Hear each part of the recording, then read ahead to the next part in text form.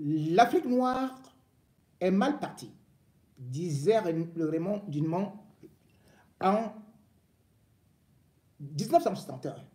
Mais d'aucuns disent même que l'Afrique noire n'est toujours pas partie. Il n'a même pas démarré. Ou alors, s'il a démarré, c'est en marche arrière. Parce que rien ne va. Et parce que les lendemains sont de plus en plus incertains pour des populations.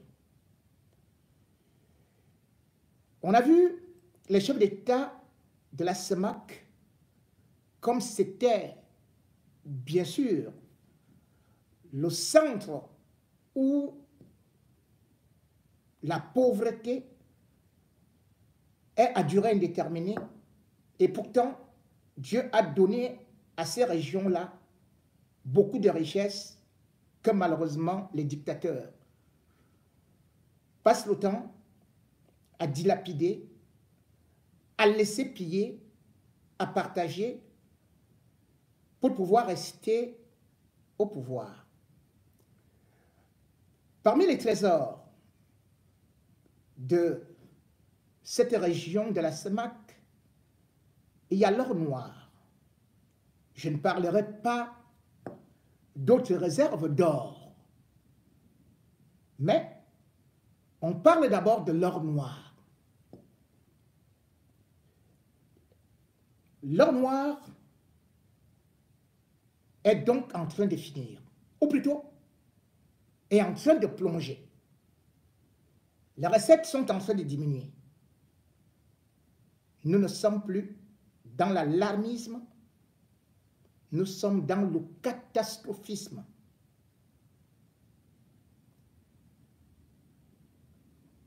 « 2025 sera encore une année très difficile, dans la mesure où même les prévisions de nos soi-disant grands connaisseurs en économie sont tombées complètement dans l'eau. Mais ils ne peuvent pas vous le dire. En effet, quand on regarde, ne serait-ce que le côté du Cameroun, on s'attendait, selon les prévisions, à ce que les hydrocarbures, c'est-à-dire le pétrole brut, plus le gaz liquéfié, sans pour autant oublier les impôts que les sociétés étrangères, les multinationales, doivent verser, devaient apporter aux caisses de l'État la somme de 801 milliards. Or, en date du 31 octobre 2024, les caisses du Cameroun n'ont reçu que 500 milliards. Soit, il manque donc 300 milliards selon les prévisions. Et quel que soit ce qu'on peut faire, on ne peut pas imaginer qu'en 2 mois, le Cameroun, en moins de 2 mois, que le Cameroun puisse compléter cela, puisque d'ailleurs on a vu que en 4 mois, le Cameroun n'avait récupéré que 174 milliards. C'est-à-dire l'argent venant du pétrole qui pourtant fait fonctionner le budget de l'État du Cameroun. Et ceci ne va pas s'arrêter. Sera décrescendo.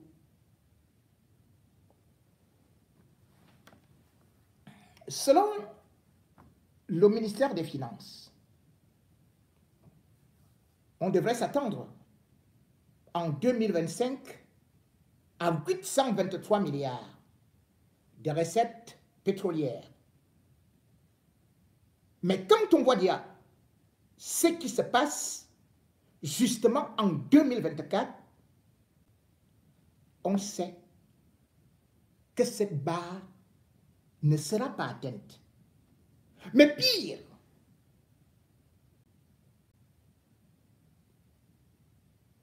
la BEAC est en train de dire que ce sera encore beaucoup plus grave. C'est-à-dire que les prévisions ne vont que descendre jusqu'en 2027. Ainsi, selon la BEAC, après 2025, où on croyait que ce sera 823 milliards, on va retomber en 2026 à 600 milliards. Plus exactement, 612 milliards. Ça, ce sont des prévisions. C'est-à-dire que le maximum. Et vous croyez que la situation va s'arranger? Que non! Ça va encore baisser en 2027. En 2027, le Cameroun ne pourra même pas atteindre 600 milliards de réserves pétrolières, enfin, de recettes pétrolières. Ils envisagent qu'on pourra avoir 580 milliards. 580 milliards dans les caisses de l'État, au moment où l'État a de plus en plus besoin d'argent, au moment où les États de la CEMAC eux-mêmes disent que les devises ont fondu comme neige au soleil. Et d'ailleurs, lorsqu'on essaie de comptabiliser en 3 ans, on se rend donc compte que le Cameroun a chuté. Les recettes pétrolières plutôt ont chuté en 3 ans de 11,4%. Uniquement en 2024, le Cameroun a chuté de 3 millions. J'ai dit bien 3 millions.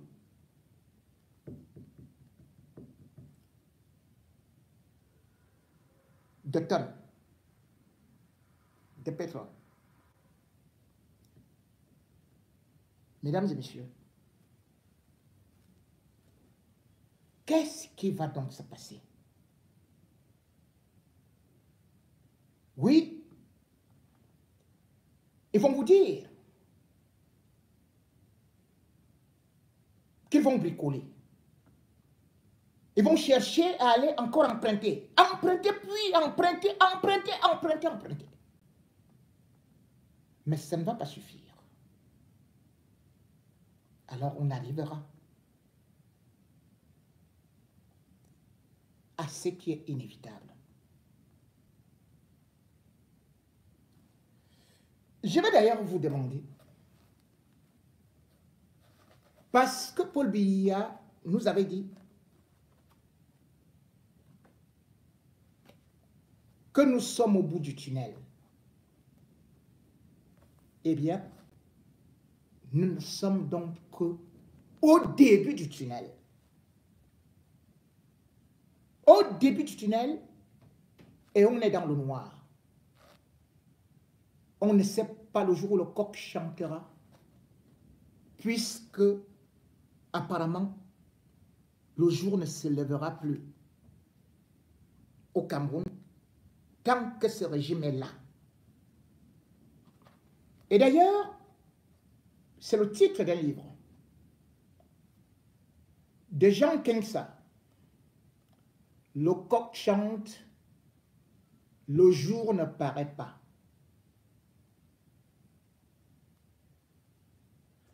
Ce livre est important à lire. Il est préfacé par le professeur Jean Bébec. Il va vous montrer,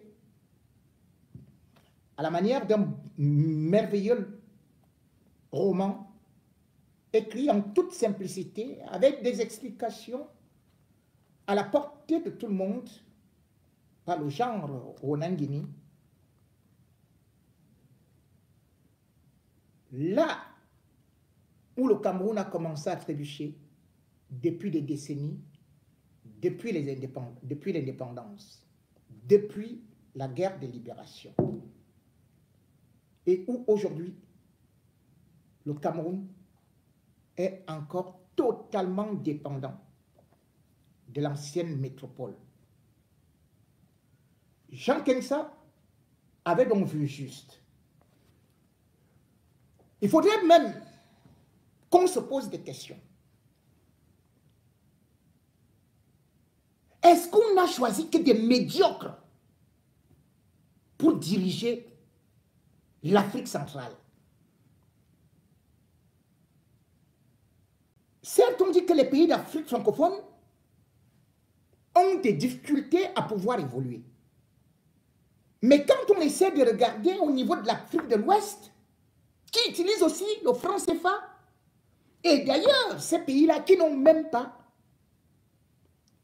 assez de pétrole, on se pose bien des questions.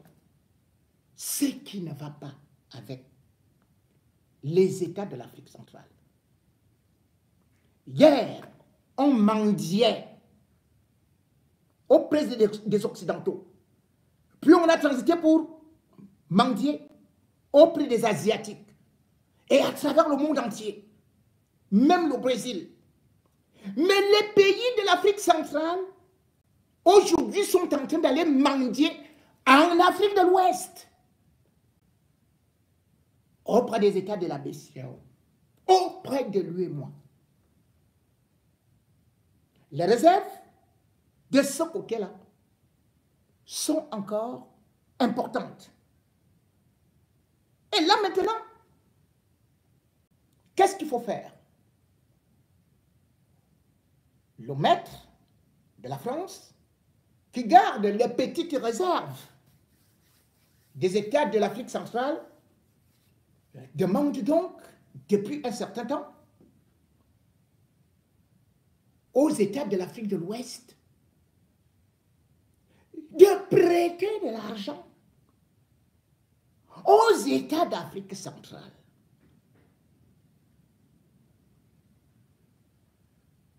Mesdames et messieurs, je vais vous faire écouter quelqu'un qui n'est pas rigolo. Quelqu'un qui connaît ce qui se passe dans ce milieu-là. Et qui va nous expliquer justement là où nous sommes en train d'arriver. Inéluctablement, comme ils aiment nous mentir, ils vont toujours dire que il y aura zéro dévaluation. Mais à l'allure où nous allons, il faut bel et bien s'attendre à une autre dévaluation. Le pétrole est dévalué, il est même en train de sécher. Et au niveau de l'Afrique centrale, le Cameroun est parmi les derniers en ce moment, puisque pendant que le pétrole du Cameroun, les réserves baissent, pendant que les revenus baissent, en Guinée équatoriale, et il y a plutôt une augmentation de 18%. Est-ce que vous savez par exemple qu'aujourd'hui, lorsqu'on place les pays qui sont producteurs de pétrole en Afrique centrale, le Cameroun désormais se classe parmi les derniers. Pourquoi? Parce qu'aujourd'hui, le Congo, le Tchad, le Gabon ont une production de 80% à eux seuls. Le Cameroun, qui pourtant est ce qu'on appelle le poumon de l'Afrique centrale, est donc est en train de devenir le dernier. Parce que hyper endetté et parce que l'or noir est en train de s'évaporer. La dévaluation finira par arriver. Paul Biya n'a jamais dit la vérité. D'ailleurs, même quand on avait commencé à soupçonner la dévaluation en 1994, il avait dit non. Et pourtant, on s'est retrouvé devant 2 dévaluations. C'est le même Paul Biya qui nous avait dit qu'on n'ira jamais au Fonds monétaire international. Mais finalement, on est retourné plusieurs fois au Fonds monétaire international. Écoutez le cri d'alerte de ces responsables, lui et moi, ancien ministre, et surtout qui connaît le mécanisme de la France-Afrique et de l'avenir du franc CFA. La dévaluation. Ça a commencé avec l'Afrique centrale. Vous savez que tous les pays francophones qui appartiennent au CFA et qui sont dans l'Afrique centrale ont du pétrole. C'est tous des pétroliers, sauf la République centrafricaine. Le pétrole est tombé à peu près de 100 jusqu'à 30. C'est la proportion. Donc le revenu ont baissé. Mais quand le revenu ont baissé, ils ont continué le standing. Et quand il n'y avait plus d'argent, ils ont tiré sur les réserves de la Banque centrale. Ils ont tiré exagérément sur les réserves de la Banque centrale. Au point que, il y a quelques mois, peut-être 6 mois, à peu près, ou 9 mois maximum, une réunion s'est tenue à Yaoundé, en présence de Mme Christine Lagarde, directeur général du FMI, en présence de M. Sapin, ministre des Finances de la France. On leur a dit, ou bien c'est des restrictions, ou bien c'est la dévaluation. Ils se sont engagés à vraiment restructurer, etc., gérer mieux. Ils n'ont pas pu, parce que les habitudes. Et c'est ce qui explique que dès que Macron a été président, il a reçu immédiatement et Ouattara et Macky. Ce sont les 2 locomotives de l'Afrique de l'Ouest, du CFA Afrique de l'Ouest, BCAO. Et le problème de la dévaluation a été mis sur la table. Ce ne sont pas des élucubrations. Hein. Moi, j'ai été membre du conseil des ministres de l'UMOA, je siégeais à la Banque centrale et j'ai été membre du conseil des ministres de la zone franc. Donc je vous parle en connaissance de cause. Et j'ai encore des relations dans certains milieux français. Ce sont ces milieux-là qui me l'ont rapporté au mois de juin quand j'étais à Paris. Ils ont dit que des discussions ont eu lieu. D'ailleurs, même tu voyais quand Macky a été reçu, il était dans un jardin, c'est autour d'une table de jardin. On n'a jamais reçu le président du Sénégal de cette façon-là. Donc le problème a été mis là. Et c'est là qu'il a dit, soutenu par son ministre des Finances, parce qu'il y a eu des entretiens avec des équipes, qu'il fallait lui laisser le temps, n'est-ce pas, après les élections législatives. Quel était le deal?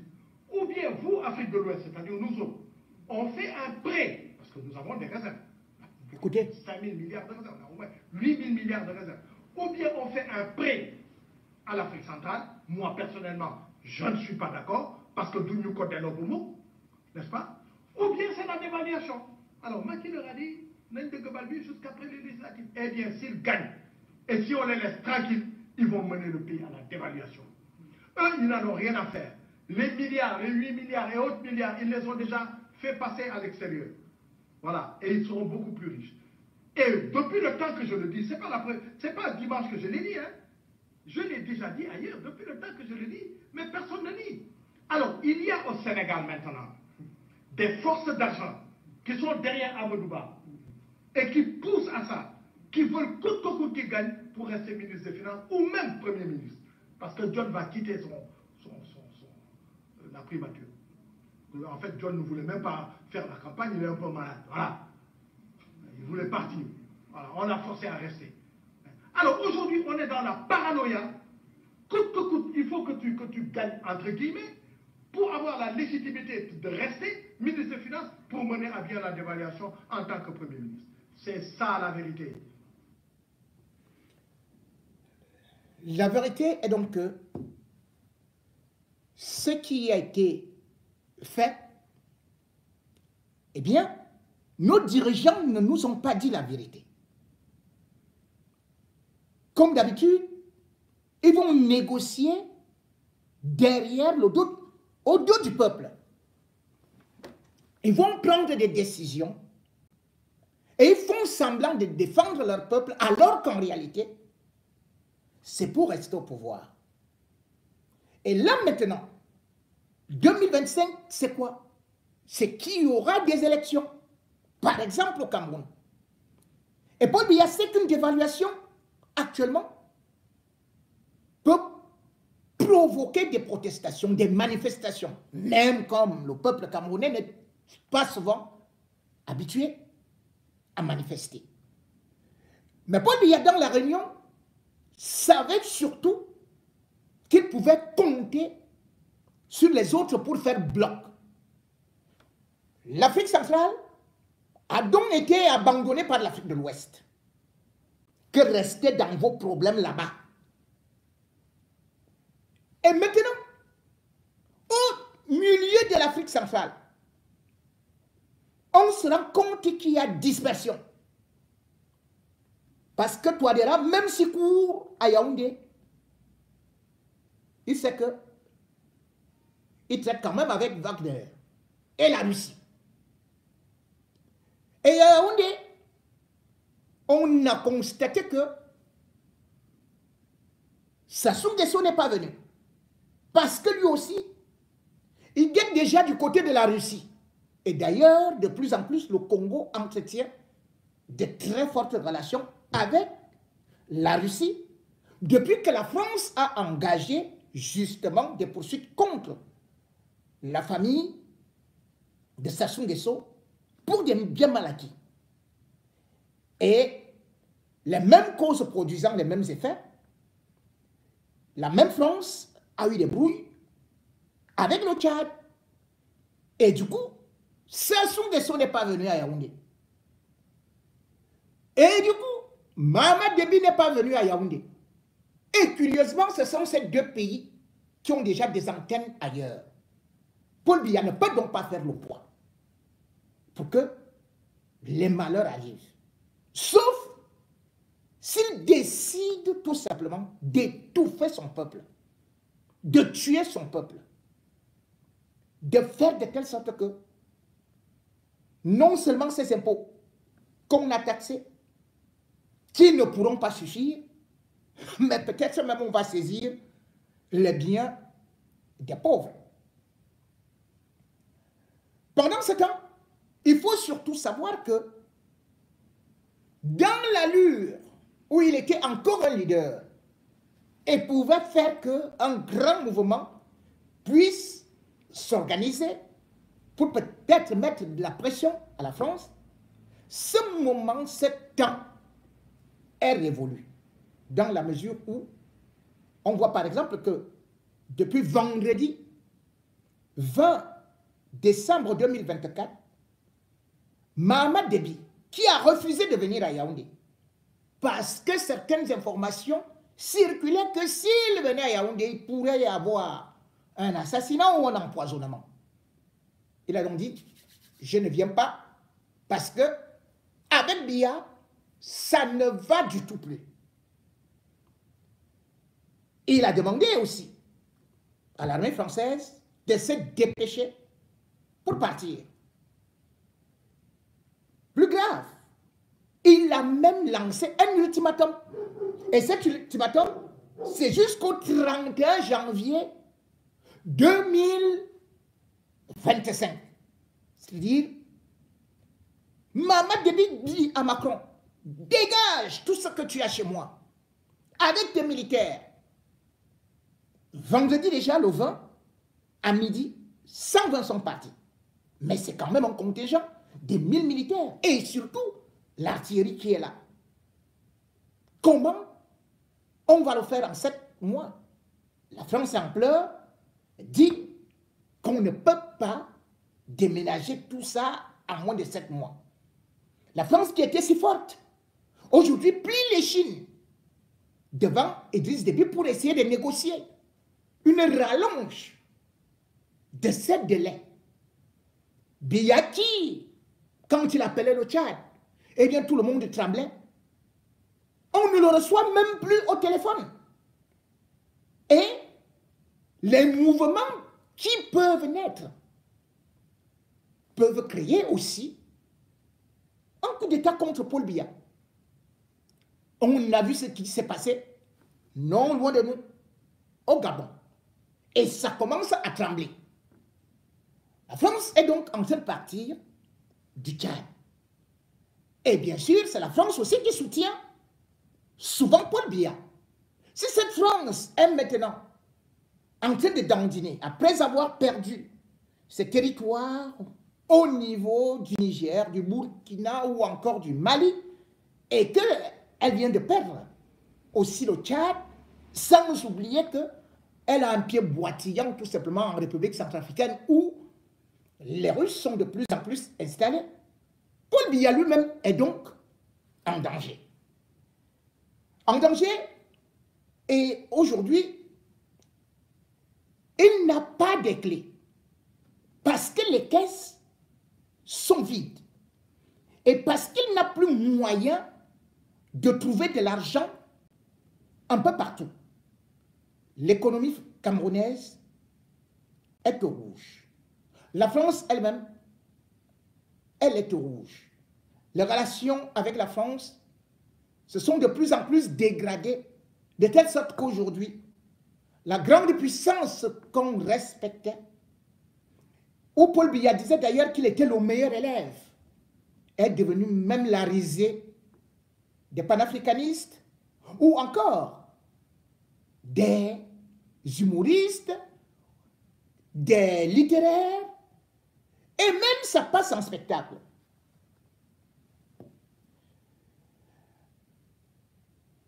On croyait, bien évidemment, que le Mali allait plier, mais le Mali est en train d'aller tout droit.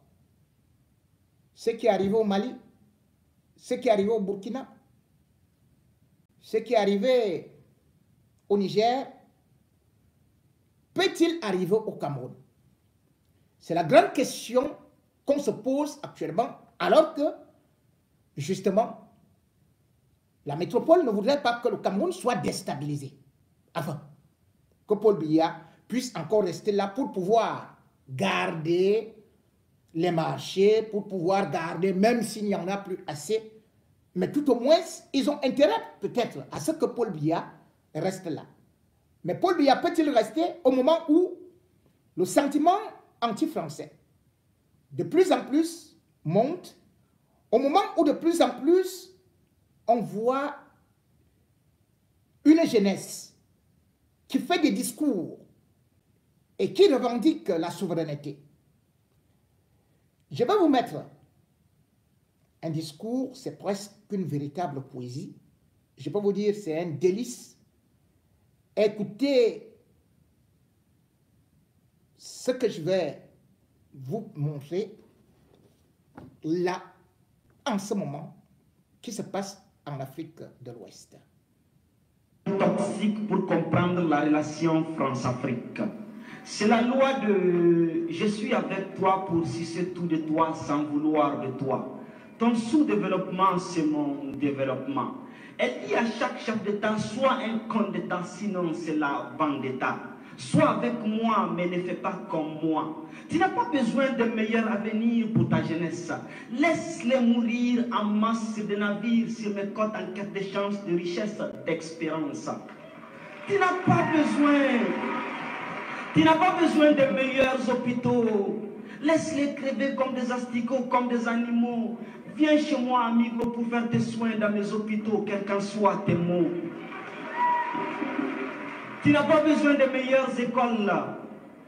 Laisse-les. Envoie tes enfants dans mes hautes écoles et ils reviendront diriger leurs enfants de basse école. Ainsi, ta famille dirigera de façon éternelle. Tu n'as surtout pas besoin d'électricité pour les villes et les campagnes. Achète un groupe électrogène et laisse-moi prendre et vendre l'uranium. Tu auras ta part dans les couloirs et quelques miettes pour jeter dans le trésor.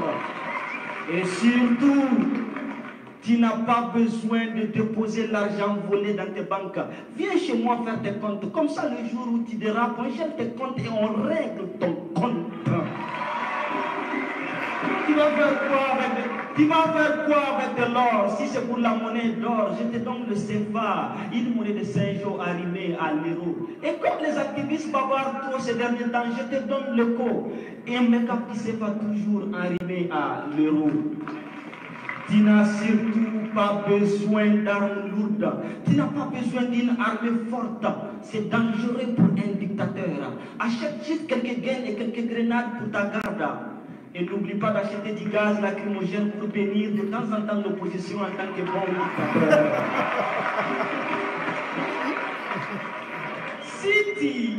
Si tu es avec moi, tu auras accès à tout ce que j'ai chez moi. Mais si tu refuses d'être avec moi, je te ferai subir le même sort que je fais à tous les autres révolutionnaires.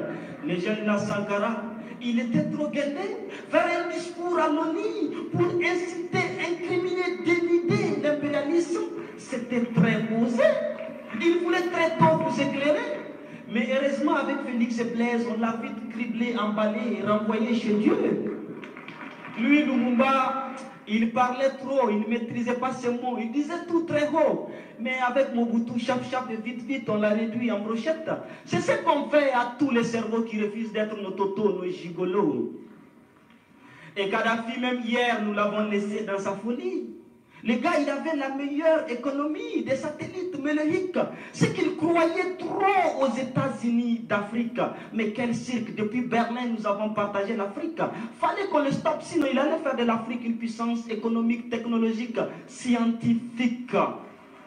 Pour ce faire, on a juste fait appel aux avengeurs du mal. Autant ONU, Sarkozy, Obama, Marga, la Libye ne plie. Les États-Unis d'Afrique, on n'en parle plus. C'est ma loi.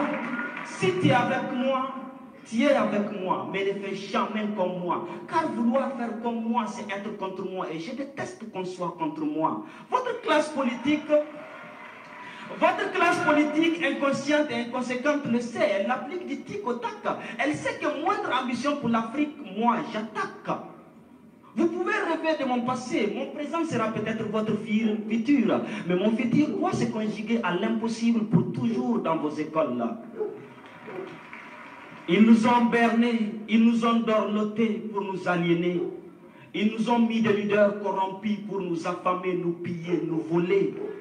Et ils ont tué nos révolutionnaires pour nous effrayer. Mais chaque révolutionnaire tué s'est ressuscité. En vous, jeunes anti-impérialistes, acteurs de la société civile, engagés, déterminés. Vous avez gardé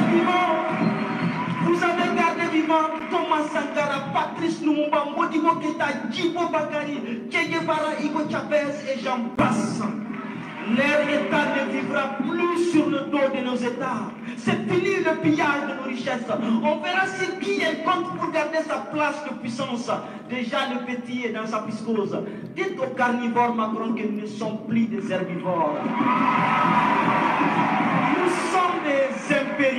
Nous sommes des impérialivores. Et s'il reose, il nous recroisera le fer. Déjà nous n'avons pas oublié. Avec l'arrivée du colonel, aujourd'hui général Assimi Goïta au Mali, ils ont voulu asphyxier le Mali. Mais la société civile a appelé le peuple à inonder les rues. Dénigrement sur dénigrement, intimidation sur intimidation. Aujourd'hui, le Mali qui était divisé en 2 et 1. Chose qui était quasi impossible. Chose qui était quasi impossible pour l'aménagement, pour Barkhane, pour Takuba, toutes ces organisations qui prétendent être la paix, l'union, alors qu'ils se battent pour la destruction, pour la division. À l'arrivée du capitaine Ibrahim Traoré au Burkina, le même scénario a subi son cours. Ils ont voulu nous berner avec la démocratie dans un état où les âmes se déciment à l'infini. Mais les Burkinabés ont dit IB jusqu'au dernier terreau. Et aujourd'hui au Burkina, les terreaux n'ont aucun repos. Et aujourd'hui au Burkina, les terreaux n'ont aucun repos. Leurs maîtres crient au massacre communautaire pour des bateaux qu'ils ont ravitaillés et surarmés lorsqu'ils prétendaient être nos alliés. Et à l'arrivée du général Abdourahmane Tchani, intervention militaire par-ci, fermeture des frontières par-ci. S'ils avaient accès à Dieu, ils allaient couper l'air au pays.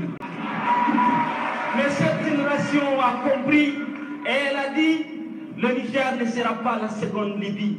Les leaders anti-impérialistes, les activistes, les sociétés civiles des 4 coins du monde ont inondé les zones pour couper la méthode qui consiste à diaboliser tout État qui se libère de leur joug avant de l'attaquer. C'est fini l'époque où c'est seulement RFI qui crie. Désormais vous criez, nous crions, vous mentez, nous éclairons. Fini la désinformation. Nos leaders anti-impérialistes, nos activistes sont au front. Chers délégués anti-impérialistes, venus des 4 coins du monde, votre présence à Niamey fait du Niger la capitale de la révolution. Aujourd'hui, l'AES devient le flambeau de la révolution. Vous êtes la génération que Sankara voulait. Nous sommes à la croisée des rêves de nos aînés. Vous êtes la preuve que Che Guevara n'a pas tenu toutes ces années d'embargo pour rien. Vous êtes la preuve que Sankara est toujours vivant, pas que dans les slogans. Vous êtes la preuve que Hugo Chavez est parti très tôt pour rester vivant en nous pendant longtemps. Solidarité envers le peuple du Sahel, du virtuel. Vous êtes venus aujourd'hui nous le témoigner dans le réel. Grâce à vous, ils n'ont pas pu faire au général Abdourahmane. Grâce à vous, le général Abdourahmane Tchani n'a pas senti l'embargo comme l'a senti Fidel Castro. Grâce à vous, grâce à vous, Ouattara n'aura pas de Blaise Compaoré contre Ibé ou Burkina. Inch'Allah, il peut s'y être grâce à vous, ils ne feront pas au général Assimi Goïta ce qu'ils ont fait à Muammar Kadhafi. Cette révolution est la vôtre. Nous sommes fiers d'être parmi les vôtres. Pour le Niger, pour le Mali, pour le Burkina, pour l'AES, on vous dit merci et bienvenue chez vous. Merci.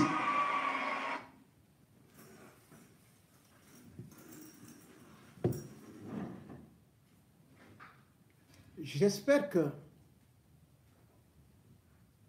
la jeunesse d'Afrique centrale a suivi ce discours. Mais en Afrique centrale, qu'est-ce qu'on dit? Je vais voir mes enfants grandir. Personne pour prendre le flambeau. On préfère plutôt rester sur les motos. Pendant que ceux des tyrannos et surtout des vieillots sont toujours des bourreaux et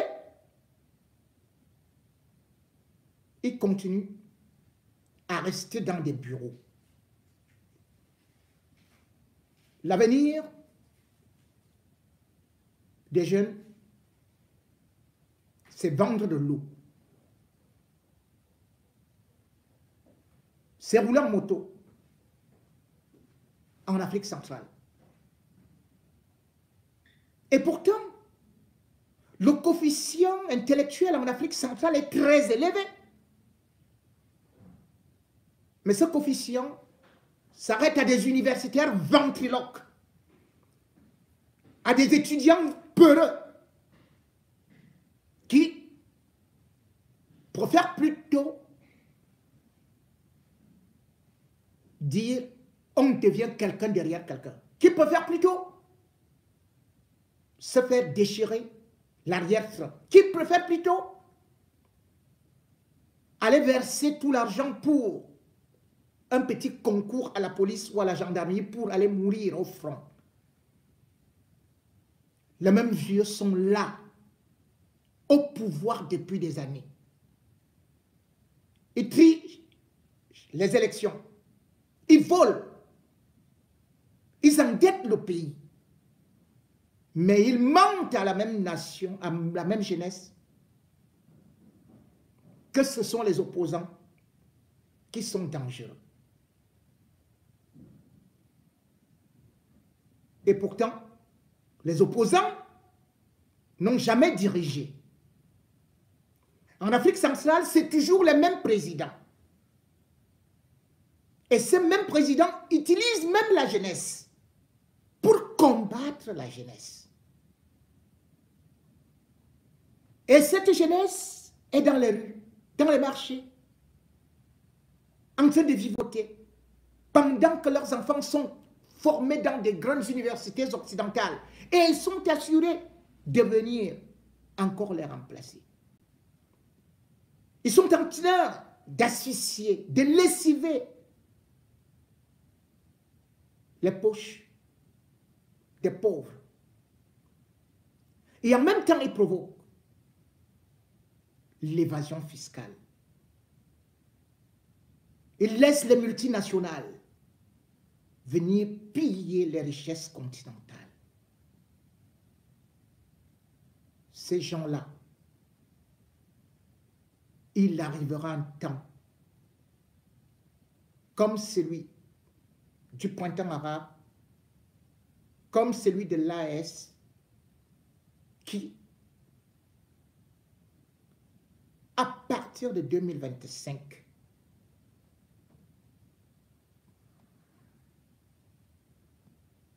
beaucoup de choses pourraient changer. Les Baobabs pourraient être décimés.